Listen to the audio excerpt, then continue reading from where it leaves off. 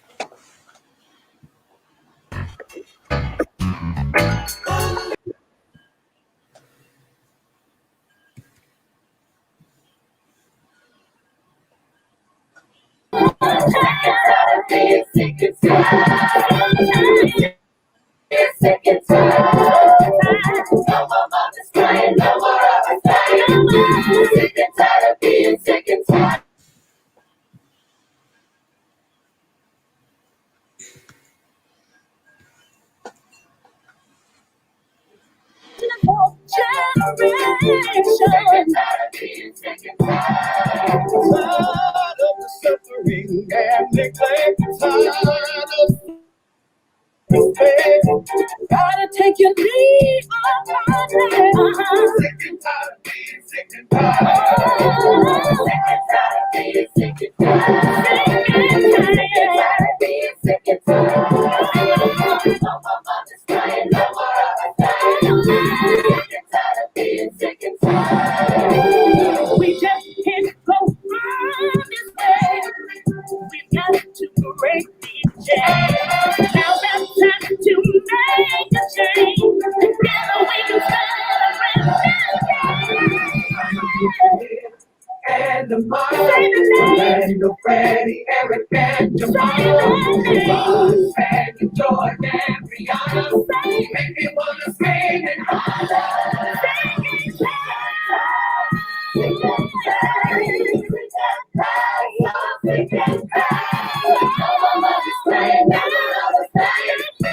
Sick and tired of being sick and tired. Sick and tired of being sick and tired. Sick and tired of being sick and tired. No more mothers crying, no more dying. Sick and tired of being sick and tired. We can't wait. No more mothers crying, no more dying. Sick and tired of being sick and tired. We can't wait. Sick and tired of being sick and tired. Sick and tired of being sick and tired. I'm Al McFarlane. Welcome to Conversations with Al McFarlane. Thanks to Gary, Dennis Hines, and the Sounds of Blackness, we've been using that music, Sick and Tired of Being Sick and Tired, as the theme. A little challenge because we're trying to figure out how to use the streaming capability. We're bringing the show to you, not only live here on KFAI, but also streaming it live to YouTube and using StreamYard, streaming it as well to Facebook on a couple of pages. So we're developing our chops as we go, but we're pleased to be with you every week. What an exciting time. What an exciting and challenging time. We're going to play in a few minutes the interview that Carmen Robles and I did this morning with Governor Walz and Lieutenant Governor Flanagan. Before that, I have in the studio my friend Naida Presley. Naida, how you doing? First of all, Happy New Year. What's going on? Thank you, Al. Happy New Year to you. So far, retirement, or should I say refirement. I'm looking for things to get back into. Well, you've got a new project that you want to talk about. What is the project? Well, actually, I was thinking about what am I going to do now that I'm retired? Mm-hmm. And so I just recently formed my own business, my own consulting business. And so my project hopefully will be several projects, but I started New Life Possibilities with the fact that I'm thinking about, what can I do now that maybe I have a little time on my hands? What can I do to really still give back to my community and to share my intellectual property? So I started New Life Possibilities. It's actually my initials, Naida Laureen Presley. And first of all, I was thinking about just me in this new rites of passage. I'm no longer working 9 to 5, 8 to 4, 4:30. I'm doing things that hopefully I can help my community and share what I know to really make things better for folk. So I do have my first contract, and I'm kind of looking at some other ones. I'm going to be working with the 106 group, who is going to look at doing some surveying around the Capitol here in St. Paul. After I-94 came through, of course, it wiped out, I'm preaching to the choir. Many people know what happened to a predominantly African-American neighborhood. And 106 group got the proposal to look at doing some more mapping and identifying properties that are no longer there and for around the Capitol, and looking at if there's some possibilities for some historic preservations. And 106 wanted to ask me to be a part of that because they really wanted to look at the African-American community as well. So that's my first contract. We're still in the the ink's not dried yet, but that's my first one. And then I'm looking at doing gonna write an article for the Ramsey County Historic Society, looking at the Green Book, Minnesota's Green Book here in Minnesota and primarily around St. Paul, Minneapolis. So got two things, irons in the fire out there. Name of the company again and how people reach you. It's New Life Possibilities, Naida at gmail.com. And Naida is spelled N as in Nancy, I, E like Edward, T like Tom, A, at gmail.com. And my phone number is area code 651-283-2380. Again, I'm sorry, go ahead. You've been involved in community development for a long time. Let's take a walk down memory lane for a second and talk about your own personal story, how you got involved, and what's your personal and family legacy investment in the community. What do you think? Well, my journey, how I started out working in the community under the Model Cities National, the new way to help communities that were marginalized communities. And I worked at the Model Cities Clinic. And I really... Lyndon Johnson's Great Society initiative back in about 1965, 66 is when they started that.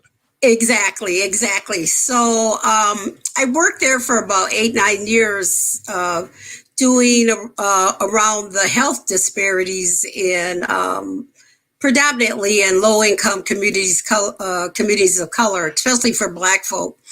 And then I went on there to school, nursing school. Then I went on to did finish. Went on to work for Health Partners, and I stayed there up until 1999. And one of the things I kept thinking, I got to get back involved in the community. I got to get back. There are powers to be that are deciding what happens to our community, and we don't even have a clue. And so I said, I've got to get back into this community work. And I was thinking, how the heck can I do that? Can't quit my job, don't have another job. So it was through divine intervention, because I used to pray every day, leaving the Rondo community, driving out to what was left of the Rondo community, driving out to Bloomington to work for Health Partners. And across my desk came this brochure on mid-career change and how folk who wanted to get to working back into the community could do an 18-month apprenticeship. And it was sponsored through the local initiative support Corporation's, what we know as Twin Cities LISC, was the one that funded that. So I took a leap of faith. I put in my application, got chosen to be a part of that program, in which it was around community development,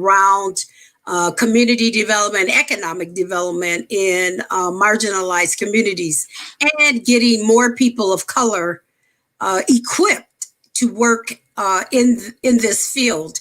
And it's a end of the story. That's how I got back into this work, back in working in the community, and ended up at Aurora St. Anthony Neighborhood Development Corporation, of which I just retired as of August 14th of last year.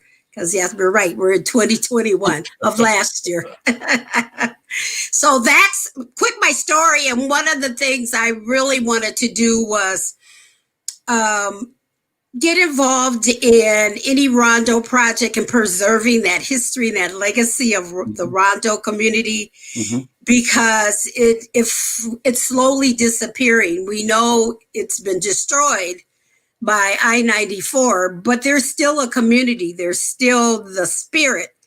And so I wanted to really do some intentional work around how can, under my leadership and working with other folk doing Rondo projects, how could we preserve the legacy and the history of the Rondo community? So that's very much a part of what my projects, as you spoke about, that's very much a piece of the work that I want to be doing in my later years here.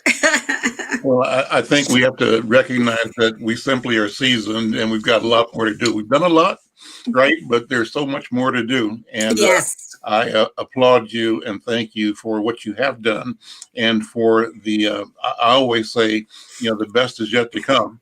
And right. Everything up to now has been practice. And now the work begins, right? Now the work begins. That's what Dr. Henderson says. She says, not now that she's retired, she said, now the work begins. Yeah, this is it.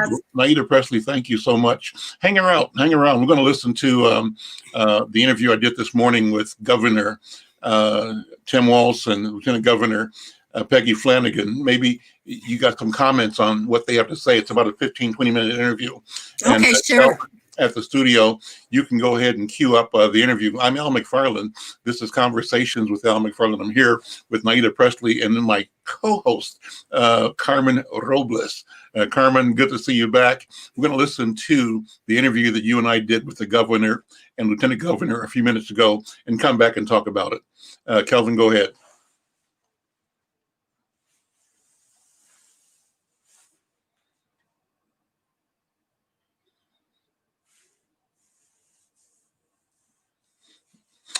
Yeah, there we go. That we understand it and that we do our part to keep our state safe. Carmen Robles is my co-host today. Carmen, how are you? You have to unmute, and I see the governor has joined us already. Carmen, first of all, good morning, Carmen, and good morning, Governor Walz. How are you, sir? I'm well, Al. Hi, Carmen. I'm punctual, if nothing else. The school has me on time. Well, phenomenal. We're glad that you're here. You're early. Snoop Dogg says to be on time is to be early to be on time, and that's the name of the game. I live that. Well, my counterpart's joining us shortly, Lieutenant Governor, but really grateful to be on with both of you. I think pretty historic day as we look to tomorrow. I said I was watching a special from Howard University, a historic Black college now with our vice president elect, or vice president in 23 hours. It was pretty exciting. It was exciting to see the sense of history that folks were feeling. And I think we've been distracted, obviously, by a lot of things. And there's reasons things to be concerned about, but just the hopefulness of that interview was exciting. Yes. Well, it's an exciting time for so many, many reasons. Number one, the pressure put on all of us by COVID-19, the COVID-19 pandemic. Nothing like this before in our lifetimes, I believe. So it's phenomenal. And to understand and see the phenomenal response by our federal government, but also its failures, and also the phenomenal responses by local and state governments. And I have to say, Governor Walz, that you have been stellar, I believe, in your ability to organize and to mobilize Minnesota and protect Minnesota citizens, and to engage all of us in the prevention and now the healing process. So kudos to you and your team. I see we're joined by the Lieutenant Governor Peggy Flanagan. Good morning, Lieutenant Governor Flanagan. How are you? Good morning, Al. How are you? Good morning, Carmen. Good to see you. Good morning. Thank you. I am well. So I wanted to ask you then to reflect both on where we are over the course of this 20 or so minute interview, 30-minute interview. I want to cover three things. One is kind of the ramp up, how we organized, came to understand and create a response to the COVID-19 crisis. That's one general theme. The second general theme is how that was and is exacerbated by the social unrest, social justice movement, the killing of George Floyd. What that meant for Minnesota, your experience in mobilizing the state's resources to protect property and life, but also to pursue this question of injustice and dignity for all of our citizens. The third thing, Governor and Lieutenant Governor, obviously is the moment we're in right now with the inauguration taking place, so many historic things happening. And it's wonderful that you and Peggy Flanagan, and we also have in Washington, D.C., Joe Biden and Kamala Harris. So I love your personal reflections and expectations for how we move forward as a society based on what's happening right now. So let's start with the COVID-19 pandemic, sort of backgrounding how we responded and where do we go from here. Governor Walz, you first, and Peggy, Lieutenant Governor, jump in where you want to.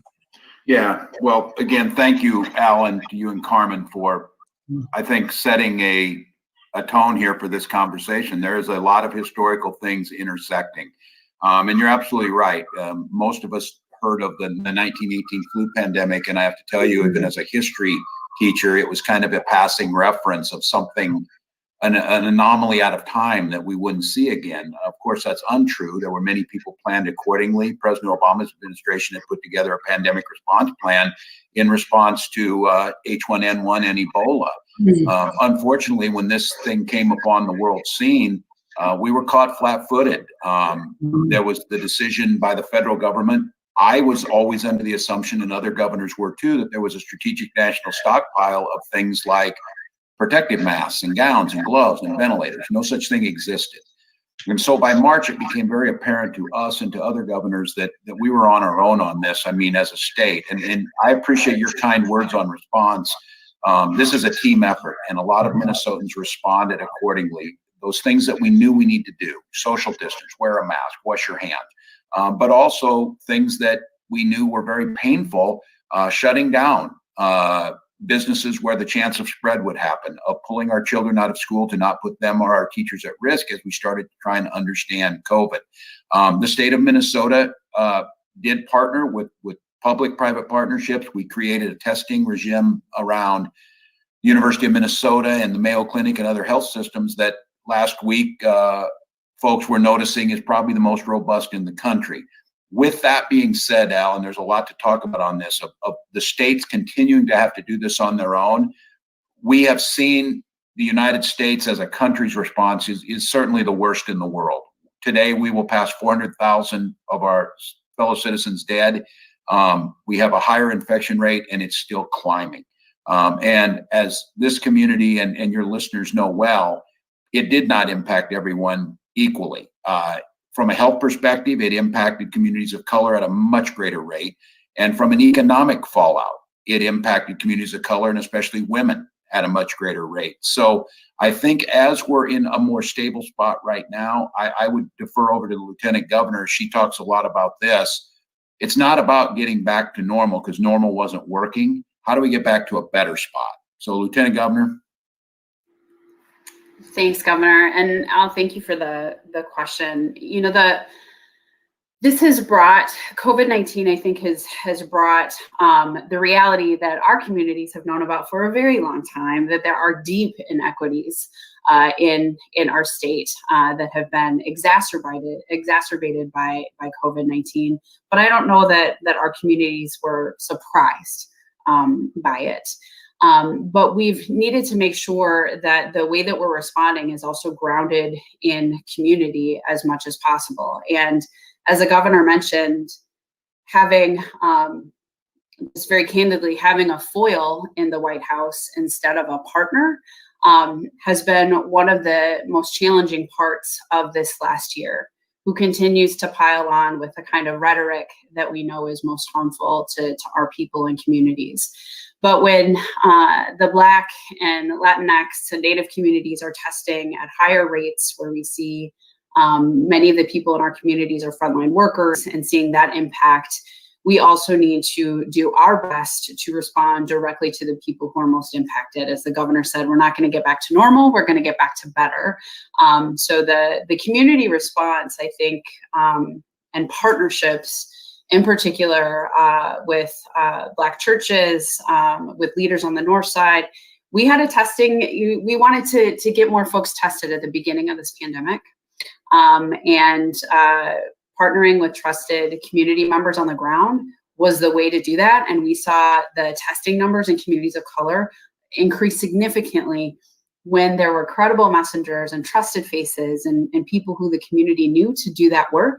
And I think our expectation is that that's how we also will tackle this issue of vaccinations as well. But we have a long way to go, but this moment that we find ourselves in time after the attacks on January 6th, recovering from COVID-19, this is the time to step up and tell the truth here in Minnesota.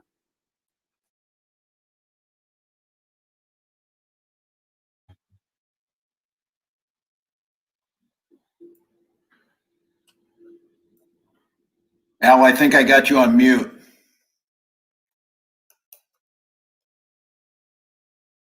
It's usually me most people want to mute. They want to hear from you.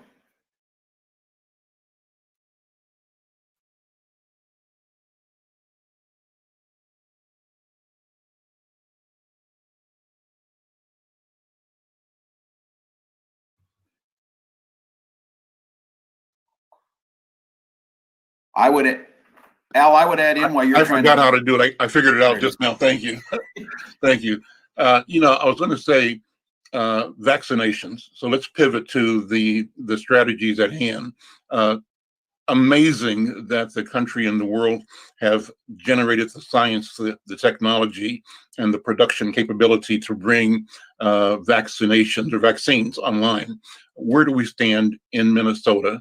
What's the strategy? How do you, and I believe you've got great answers for this, but I don't want you to say them here, ensure that the populations that are most at risk, as you've described, Lieutenant Governor, get the vaccines and use the strategy, get the vaccinations. What's the plan in Minnesota? Yeah, that's right. And I appreciate, Al, that you noted this. I think all of us globally, as part of the human community, this was a great achievement. It wasn't a miracle. It was science. The miracles are in another space, but science got us here. But now human beings in production and distribution of the vaccine, we've started to see some of those glitches. I, for one, remain very optimistic. I'm optimistic because I see a incoming administration that is going to put COVID-19 as a priority. It's not going to say that this is something small that's going to go away. Not to blame someone else. They're taking responsibility. It's our job as the state. We have existing distribution systems. We know how to vaccine people for flu and things like that. We have one of the most robust healthcare systems. Now, I want your listeners to understand the federal government created some contracts. For example, I have 109,000 vaccines in the state that are with CVS and Walgreens. They have a contract to vaccinate long-term care facilities. Those are out of my control. Now, I want to assure Minnesotans, I think Walgreens and CVS and Thrifty Whiter are doing what they need to do. I hope they do it faster, but get there. What we're asking for and what we're launching as we speak right now, folks can get on a website at state and they can try and get on. It's going to be hard. There's too few vaccines, but we have the ecosystem to get them out, both public, private, VA, Indian healthcare, and now federally recognized health clinics. What I would tell you, Al, and I'll let the Lieutenant Governor take it and run from here, what we have grounded ourselves is in equity around vaccines. One is knowing that these inequities and the hardships that have fallen the community is because of inequities in healthcare access in the first place. And I just want to name it. We have a terrible track record of subjecting communities of color, especially the Black community, to vaccine tests that have created historical trauma. I think this is a community that has every reason to be skeptical. I'll go back to where the Lieutenant Governor talks about those validators. I got a call 2 weeks ago from Reverend Babington Johnson, Jerry McAfee, and others who said, hey, nobody was testing in the Black community until we brought folks in, and they're right. Mm-hmm. And they said, people will get the vaccine if they trust us, let us help. And that's what we intend to do. So Peggy, I don't know if you want to add anything. I'm hopeful. The plan is out there. It's too slow. It's too slow across the country, but it's getting there. But I think this equity piece is critical. I think the biggest obstacle, as the governor mentioned, is just the amount of vaccines. We can only distribute the vaccines and vaccinate people when we have the doses. And so I am very eager for a little under 24 hours from now. We will have new leadership in Washington and a partner to help us meet those milestones. And I know that President-elect Biden has said 100 million doses in the first 100 days, and we are here for it. And that's why the plan that we have in place and the pilot that we're developing will help us meet those needs. But I think the most important part here is that FQHCs or community-based health clinics are going to be the real partners in how we do this work. On Friday, I was at North Point with Stella Whitney West and also at the Native American Community Clinic, and seeing vaccines go in arms is a moving experience. And Stella actually had a photo of her grandparents who did not survive the 1918 flu pandemic. And she had that photo with her after she got her vaccine. And I think this is that moment where we are, many of us are reflecting on the gravity. I saw elders being vaccinated at the Native American Community Clinic who then received traditional medicine and food boxes as part of their care. And that is what it's going to take. It's going to take us continuing to partner with and lift up the folks who are trusted validators in the community. And also, as soon as I am able to do so, I will get that vaccine. You can take photos, you can film it. I am not asking anyone in the community to do something that I would not do myself. And I think that that's a really important message for folks to hear right now. But help is on the way. And one of the things that's going to be important is the same way that we talk about caring for our families is knowing that within family homes, right, there's multi-generations. So sometimes, we're just going to have a little patience as maybe our grandparents get vaccinated and then our parents or our aunties, and just paying attention to that as well, I think is going to be an important message for us to deliver. And, Al, I'd look to you and others to help us do that in a way that the community can hear and trusts and is able to access. But the more vaccine comes in, the more we'll be able to get that out, and developing the system that we have now, I think is going to get us there. Governor, Lieutenant Governor, what parallels or themes, commonalities in your address of the COVID-19 pandemic and what many of us have called the pandemic of 1619. Others may call it the pandemic of 1492. But the question is social justice, unrest, and the experience emanating out of the killing of George Floyd and making Minneapolis 38th or 39th, and Chicago in particular, ground zero for a national and global quest or call for reckoning. Governor, any any lessons that transcend both experiences as and where they intersect? Yeah, I think there are. First of all, a clear acknowledgement of these inequities, a clear acknowledgement of the systemic issues of systemic racism that caused, as I said, our achievement gaps in schools, our home ownership.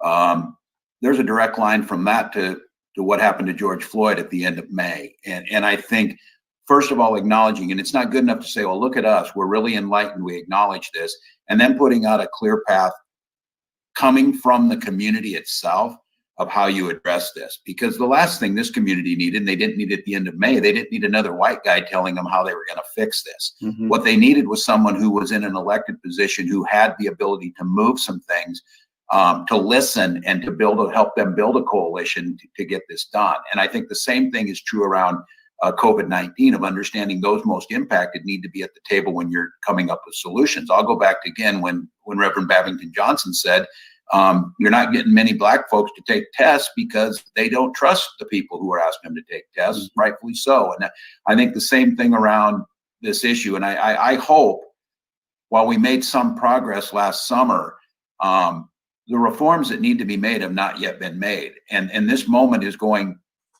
to define who we are. And I think I say the same about COVID. Our ability to be flexible, our ability to put the right people who understand and come from the community at the table, and then do what we can do to follow through. So there are parallels, Al, and there's pitfalls. And I think, much like COVID, where it's a public health crisis, it's fallen heavily upon others. I think viewing the systemic racism and the plague of that it's brought on us has to be approached with the same whole of government systematic approach, or we'll pass a couple things, pat ourselves on the back, and move right on. And again, we can't live that way, and we've shown that we can't. So, Lieutenant Governor, I don't know if you'd like to add on that. I mean, this is a big question, and as we all watched in horror, the murder of George Floyd, and that we were ground zero. And I think, we also, in Minnesota, we don't do a very good job talking about these issues. Mm-hmm. And I think that it is time for us to truly acknowledge the systems that, Al, you talked about being in place since 1492 or 1619. And even since the state of Minnesota became a state, it is hard to change the direction of a ship that has been headed in the same way for 162 years. But that is certainly what we are called to do. And I would just name the very idea that yesterday we had a whole bunch of leaders from all across the state of Minnesota who are posting, their favorite quote from Martin Luther King. And I think that there's a real sense right now of you're posting that quote, but are you investing in our communities? Are you listening to people about their real life experiences? And do you see people? Do you hear them? Do you value them? And we are in that moment in Minnesota where we have to tell the truth, and we have to push past that discomfort and get to the reality of what is truly needed in this state. We were able to have some wins last year, I think, with the police reform and accountability, and the families who came forward to share their stories of trauma, moved people. But we have a lot more that we need to do. And, we had investments for the first time ever, $30 million that was set aside for communities of color in the bonding bill, because that's always a secret handshake that happens behind closed doors. And I think we are trying to remove some of the obstacles and bring those things into the light, because that's just simply, our communities should be invested in, and that's simply how this should work. This upcoming session, we will be revealing our budget in the next week. Mm-hmm. But I think you can you'll be able to tell that we are looking through the lens of the people who are most impacted by COVID-19, but also by this moment that we find ourselves in with the investments in education and children and families, and accessibility of what is needed to support folks during this time is what you'll see. But I don't want the summer of 2020 to be something that we just let go by without truly saying, how does this impact us as individuals? How are we changing our own lives and behavior? But also, how are we using that to impact these systems? And we're still working on that. I think that from our side of this, from the media, Black media, ethnic media side, we've seen you all do great work in engaging and creating economic revenue streams for Black businesses, small businesses, ethnic media. So I think that the tack you have taken in expanding and normalizing the financial relationships between emerging communities, ethnic communities, and the state of Minnesota, I think is admirable and commendable and worth noting and praising. So I give that to you now. Let me pivot again, Governor, Lieutenant Governor, about tomorrow. Is Minnesota safe? Are you safe at the state capitol? And what are your thoughts about where we are as a people right now? What do we need to do, reflecting on the message, the meaning of Dr. King's work, his life and work, and where the country seems more divided than ever right now? And how do we get beyond this? Where are we going from your point of view, Governor, Lieutenant Governor? Yeah, and again, I'm going to echo what the Lieutenant Governor said. I'm grateful for you asking these hard questions, and I think as Governor and Lieutenant Governor and as leaders across the state, we need to be in this space and engaging. And I want to note your comments, and I'm appreciative. There's a lot of hard work coming from the community on some of those inequities around financial access. So many times these systemic barriers, it has nothing to do with the community's work ethic or vision or entrepreneurship.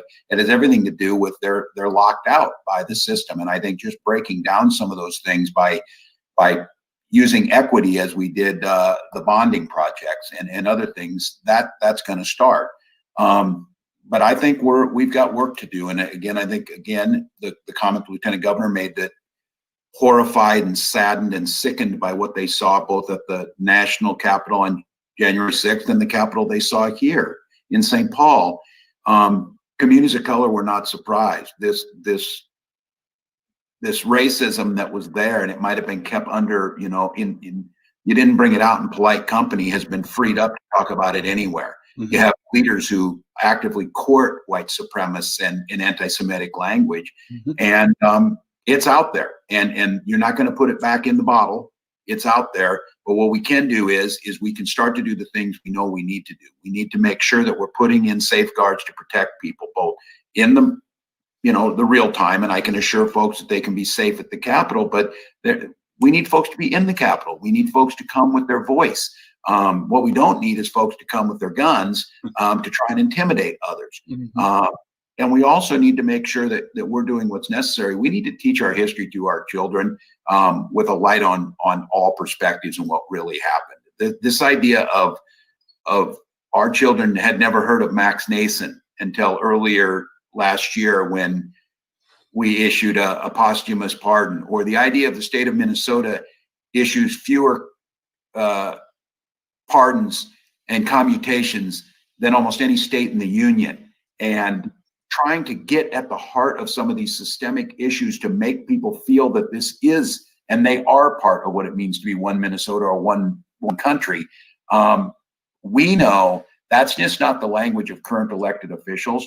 It's systemically changing, whether it be through education of our children or whether it be something that we're very actively making sure that folks who are in positions to make a difference, whether they be commissioners in state government or judges, actively reflect the community of putting those folks into those positions. So I think, Al, what I would say is that horrified and saddened and everything that went with January 6th, from my perspective, the recommitment during our administration to get this right and to not pretend this is going to be easy and not to pretend that a few words from a governor for a short amount of time is going to change it, but really getting at the heart of that. And as a school teacher in me tells me, we need to teach our children what the real story is. And they need to understand the greatness that we've done and the things where we've fallen down and the horrors, whether we want to look at them or not. Taking over 100 years to face what happened to Max Nason as he was lynched in Duluth for a crime he never committed, that's too long. Or imprisoning someone from the age of 16 for life, or something we changed last year. For God's sakes, why do we have probation periods lasting 40 years? I could never survive. None of us could without a parole violation. And we did that to purposely hamper anything that looked like equity. So I'm a hopeful, Al, but I'm also not naive. This is hard work, and we need partners with us. Thank you, Governor. Lieutenant Governor? I would just, echo all that, but to say, I certainly was shocked, but not surprised by what occurred on January 6th, that the rhetoric from Trump and those who align themselves with him led us to that moment. And it's really important to me that folks like the governor call that out and talk about white nationalism and white supremacy and just name it. We cannot Minnesota nice our way through this moment. We have to just really tackle it head on. So, my biggest fear, Al, if I can just be really candid, is that this moment means that people won't step up into public service or to run for political office because of the just trauma and fear that they see.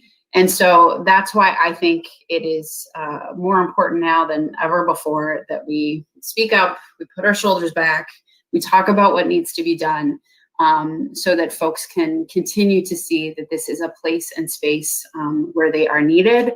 And I think the incoming administration being over, 50% people of color and women, it's starting to look like America, is a way for us to continue to demonstrate to folks that there is a place for you here. And you have to be here if we are going to push back against the racist, anti-Semitic, hateful seditionists who attacked our Capitol on January 6th and continue to exist throughout our state and country. Carmen Robles and I are Afro-descendientes, Afro-Latinos. Carmen, ¿qué piensas tú? Unmute. Someone unmute me. Hello. There you go. First of all, muchísimas gracias to our officials for visiting with us during this really difficult time, 24 hours before Armageddon. That's what I hear in the streets. But unlike the Lieutenant Governor, I have great faith that this is going to bring more people to the forefront, and especially our young people. Youth have their voices, and we hope to engage them so that they can also take a leadership. And I'd like to share with Cesar Chavez said, it's never about the grapes or the lettuce. It's always about the people. And so thank you so much for taking care of the people. Gracias. Lieutenant Governor, thank you both so very much. You're welcome here anytime, and keep up the good work. I'm Al McFarlane. This is Conversations with Al McFarlane.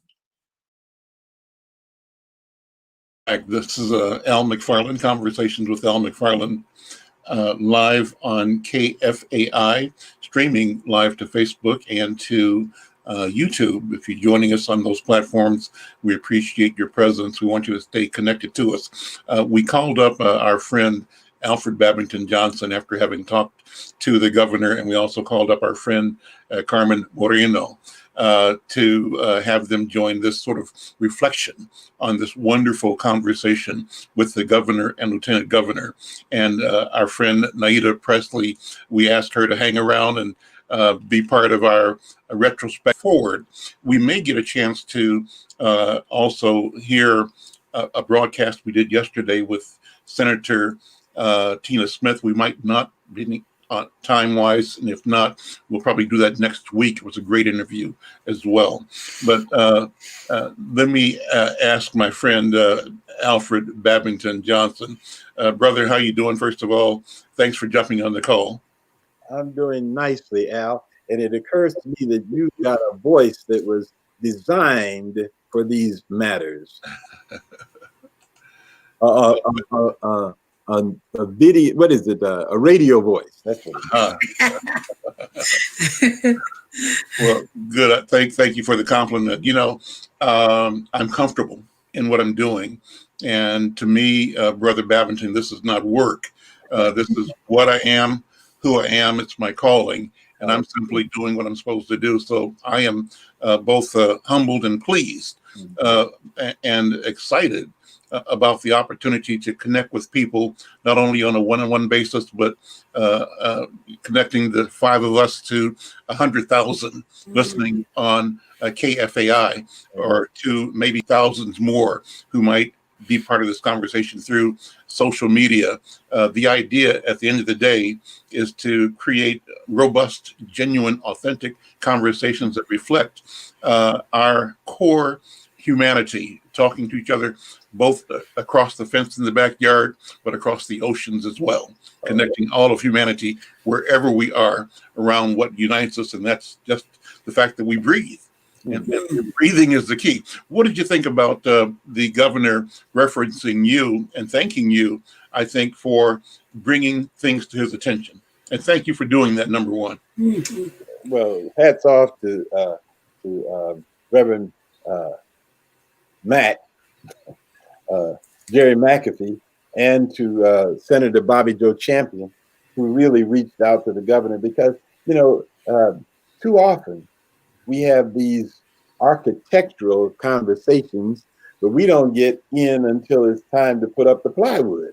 And so Senator Champion and Mac both raised the issue with the governor of, well, where are the African-American voices in this time when we're framing up how we do the vaccine and what have you. And so I want to join you, Al, in saying that I think we've been blessed in the state of Minnesota with a governor who's shown some wisdom and some courage and some intentionality in reaching out. So we have been involved in the testing and making sure that there's access to testing in our community, in our churches, for Black folk and other people of color and low-income folk. And we do want to participate, and that's the dialogue we're having now, in the vaccine portion of this as well. And there seems to be a receptiveness on the part of the Minnesota Department of Health, dictated in some ways by the governor, that we might actually get that done shortly. Carmen Moreno, how are you, my friend? Carmen Moreno is an officer with the Ramsey County Sheriff's Department and active in bringing people together around health issues in St. Paul and Ramsey County and in Twin Cities. Carmen, how are you? I'm doing good, and thanks for having me on today. Well, one of the reasons I reached out to you is because I know that your son had done some reflecting on the governor. What was that about? 'Cause I got an email from Brenda Lyle, who is Brenda Lyle Gray, my reporter, who's just sending in a story that is about, in part, your son, I think, reacting to the work of the governor. I haven't read it yet. You tell me about it. Sure. It was my grandson. His name's Mason. He's 14. You know, through 2020, it's the challenging times for everybody. Just the mental exhaustion we've all been through, and just watching my grandson, my granddaughter come over, and every now and then, you know, they'd have a friend over, and just listening to my grandson all the time, just talking about politics. So last week I called him downstairs and I said, "Hey, Mason, got a couple questions I'd like to ask you." I said, "How did you feel about what happened at the Capitol January 6th?" And he told me, he says, "You know, Grandma, I think that it was a wrong thing that happened. I think that it was, if it was Black Lives Matter, things would have been happened differently. You would have seen more law enforcement there. You would have seen things that we didn't see on January 6th. So it was a really good conversation, just touched a little bit on it. I could go more in depth with it, but it was a very good little interview that him and I had that day. And I had sent it to Carmen Robles. Carmen, and you shared it with Brenda, right? Like breaking story. Yeah. Breaking story. The point is, and so like Batala, my daughter, sent me a note from her son's kindergarten teacher, who sent a note back saying that my grandson Reggie was agitated a little because they were talking about what happened, and this was like a 6-year-old, 5-year-old, what happened at the Capitol.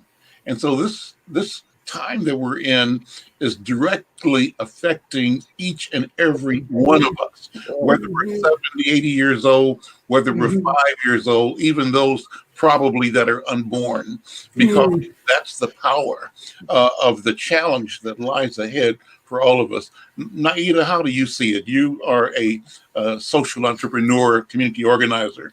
What's your feeling about the time that we're in and what you expect to happen beyond the ceremony tomorrow, but moving forward? What are your fears and what are your expectations?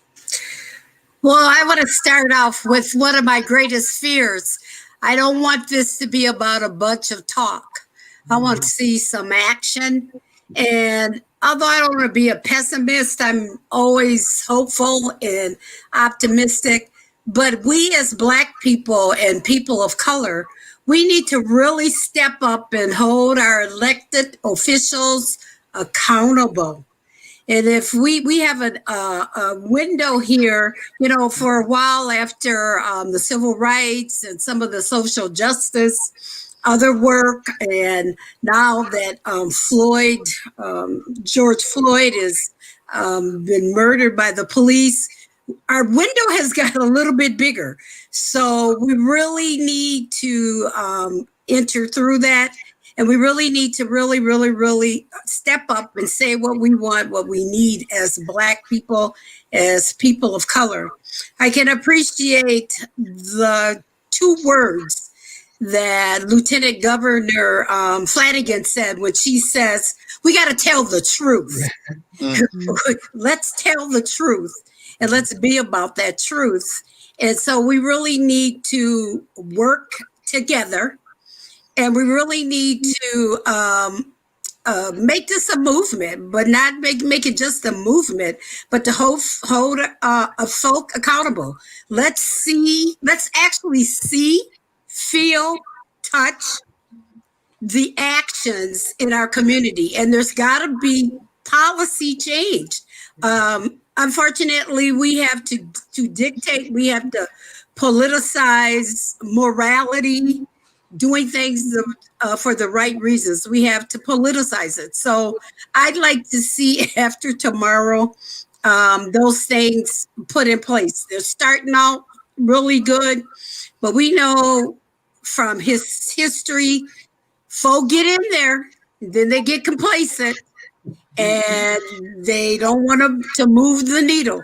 So I've been in conversation with folk talking about the Philando Castile bill on the state level, and Pastor Babington, Al, you might even know about it, and so of your other folk on the show here. I really think we need to get behind that bill as Black people, and let's push that. Folk are going to think it's about reparations, but it's not about reparations. And you want to know something? So what? If it is, because as Martin Luther King said, the check hasn't been cashed. There's a debt to be paid. Paraphrasing. So I'm a little skittish, but I'm also in prayerful, and I'm going to remain hopeful. But we got to do our part. We can't get complacent. We need to, as Black people, people of color, we need to step up and show out, as we tell our kids, show up and show out. And really don't let them talk us down, because they talk us down a lot of times and make us feel like we're not worthy. We're not worthy. So let me bring Carmen over then. Carmen, what did you think? I'll take about 2 minutes if you will, because I'm going to close with some comments from Brother Babington. I thought it was a great interview that we did. I had learned a lot. I was glad that the governor and lieutenant governor, in my view, were very forthcoming. What were your thoughts, Carmen? Carmen Robles? Carmen Yes. Yes, yes. Well, Mr. McFarlane, I was honored and I was pleased to have him enter our home, in a sense, mi casa, su casa, because we see them on mainstream media, but, you know, we don't see them where we got to see them. And how can we trust they're going to get the needle and I'm supposed to trust you? And so by being so authentic and just speaking from the heart, and I thought that was the most powerful thing of all. And then having Carmen Moreno's grandson speak about the governor. He likes the governor. He likes what the governor did. He was concerned about small businesses. And so I love the fact that the governor ended giving his word that we're a team and he's going to send his team to us and we're going to keep on going.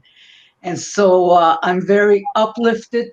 Like my sister, Miss Presley here, I'm full of hope and I believe in miracles. And this is the time where people are going to rise, especially our young people. So I see that White House being filled with people of color. I do. I think this is, you know, I hate to say a blessing in disguise, but yeah, the lid blew off. And so thank you all so much. And Mr. McFarlane for creating this platform.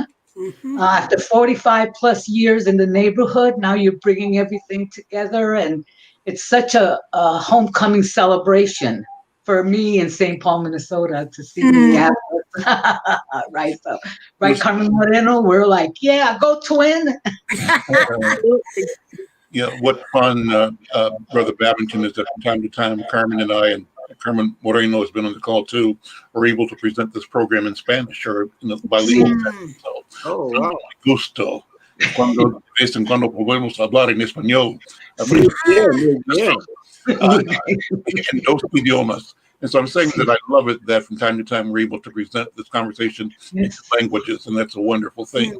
Babington, I wanted to finish up though. I especially appreciated what Naida noticed. That's the seed or the kernel, the core of the message from Lieutenant Governor Peggy Flanagan. Tell the truth.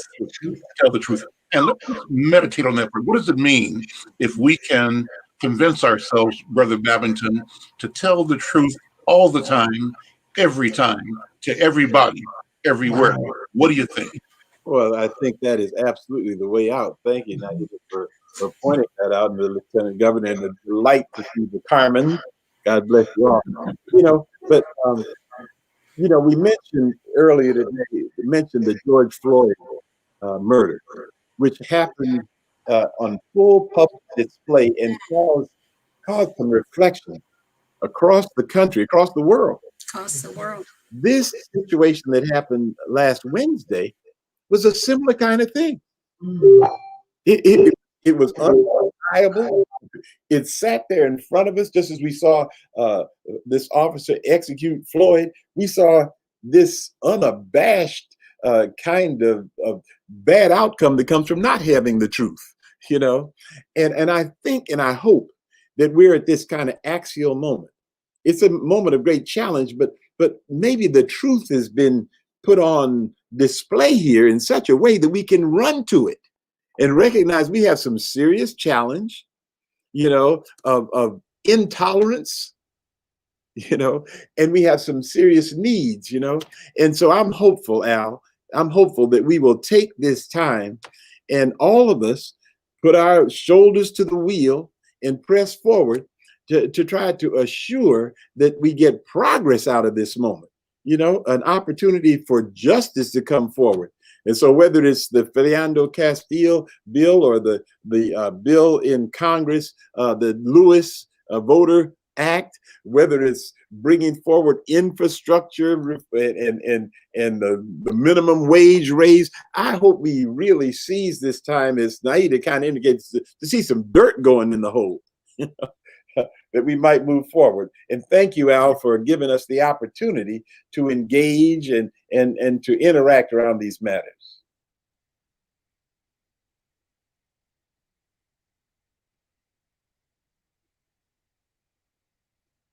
You're muted, Al. How's that now? Yeah.